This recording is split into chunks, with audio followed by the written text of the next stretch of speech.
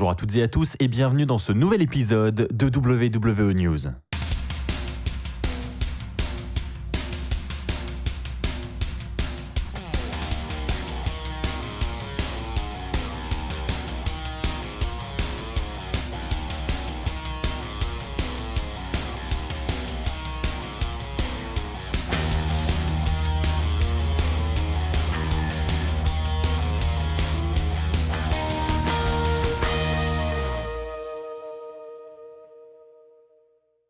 Bonjour à toutes et à tous les amis, c'est Axel, on se retrouve pour un nouvel épisode de WWE News, j'espère que vous allez tous très bien. De mon côté ça va, on a une toute grosse information qui vient d'être diffusée de la part de la WWE cet après-midi, donc je tenais à la partager avec vous. On va revenir également sur le prochain gros pay-per-view de cet été, SummerSlam, et puis je vous parlerai également d'une superstar qui a été officiellement renvoyée de la WWE. Et enfin pour terminer cet épisode, je ferai également avec vous la preview du SmackDown de demain soir.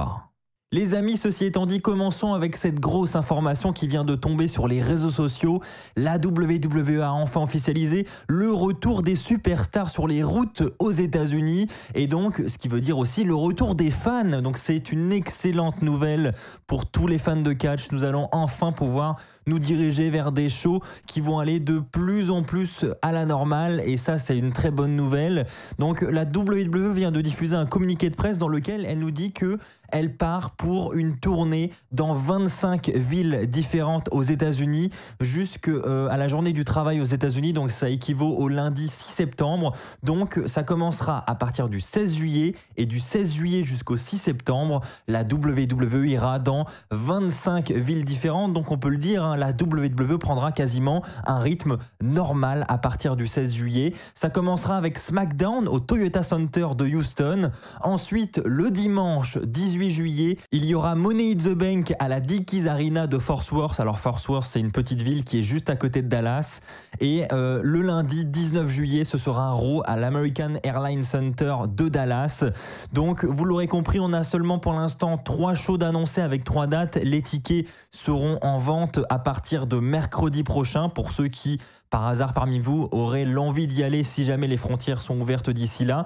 Je vous donne l'info, ça sort mercredi prochain et les autres annonces concernant les autres villes devraient être annoncées dans les jours et les semaines qui viennent. C'est ce que stipule ce communiqué, pardon. Donc très bonne nouvelle, hein, officialisée par la WWE aujourd'hui. On avait des rumeurs, je vous en ai parlé lors du dernier épisode, on parlait effectivement de ce 16, 18 et 19 juillet. Eh bien c'est désormais officiel, la WWE vient de l'annoncer. N'hésitez pas les amis à partager vous aussi votre joie concernant cette annonce dans l'espace commentaire, il est là pour ça. Eh bien écoutez, nous allons continuer suite à cette annonce avec une autre information qui va là aussi, j'en suis sûr, vous donner le sourire puisqu'on va parler de SummerSlam. J'en ai déjà parlé avec vous lors du dernier épisode. Je vous disais qu'il y avait plusieurs pistes d'envisager par la WWE. À ce moment-là, la WWE avait 3 ou 4 villes en tête pour accueillir le plus gros événement de l'été, SummerSlam.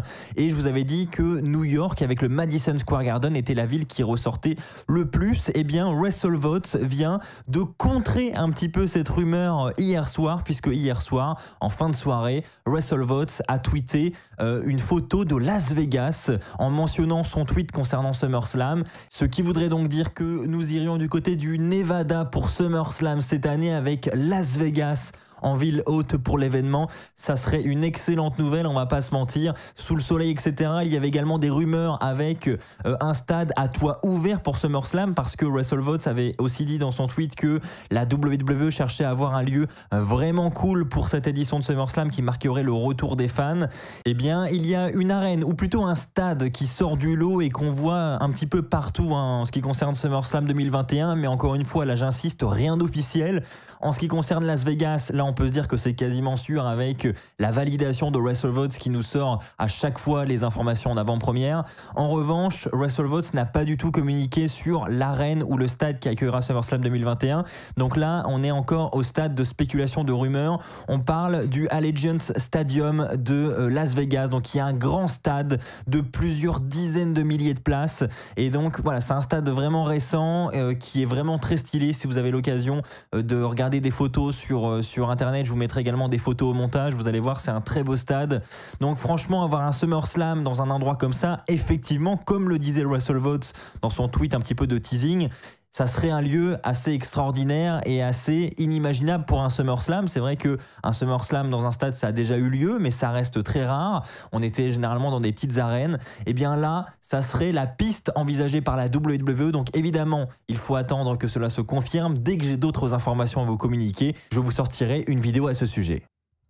Les amis, je vous en ai parlé dans l'intro, on aurait une superstar du côté de NXT qui aurait été licenciée par la WWE.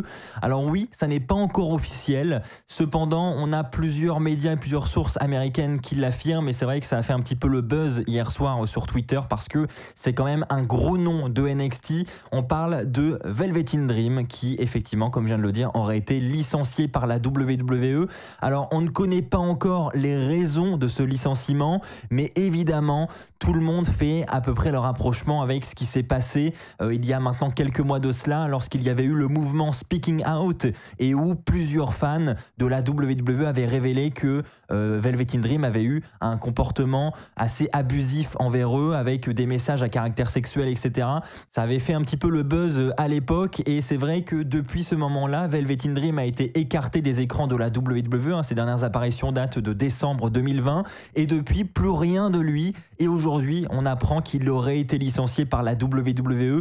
Je tiens à préciser que comme pour tous les autres catcheurs, Velvet Dream a une clause de 90 jours avant de pouvoir rejoindre une autre fédération de catch. Donc par exemple, si Velvet Dream veut aller à la AEW ou si la AEW par exemple veut de lui, ils devront attendre 90 jours avant de pouvoir le faire catcher dans leur show. Comme je vous l'ai dit les amis, à l'heure où je tourne cette vidéo, ni la WWE ni Velvet Dream s'est exprimé sur la situation. Je pense que ça devrait être fait dans les heures qui arrivent. Et enfin les amis, terminons avec la preview du prochain SmackDown qui s'annonce vraiment très bon, je pense pour le coup, puisque premièrement on aura le face-à-face tant attendu entre Roman Reigns et Jimmy Uso. C'est Roman Reigns qui a décidé de convoquer Jimmy. Alors pour quelle raison? Est-ce qu'il va vouloir le confronter? Est-ce qu'il va vouloir l'affronter? On sait que prochainement on a le pay-per-view Hell in a Cell qui approche et que lors de la dernière édition, Roman Reigns va affronter Jey Uso. Alors est-ce que cette fois-ci il va affronter Jimmy pour cette nouvelle édition de Hell in a Cell? Et deuxième point, nous aurons également un très beau match pour le titre intercontinental puisqu'il s'agira d'un match Fatal 4-Way avec 4 excellents catcheurs. On aura premièrement le champion intercontinental Apollo Crews et il affrontera Big E, Sami Zayn et Kevin Owens. Donc là, c'est digne d'un match de pay-per-view, on va pas se mentir. Donc très belle affiche pour ce SmackDown. Je vous rappelle que ce sera demain soir en direct sur AB1.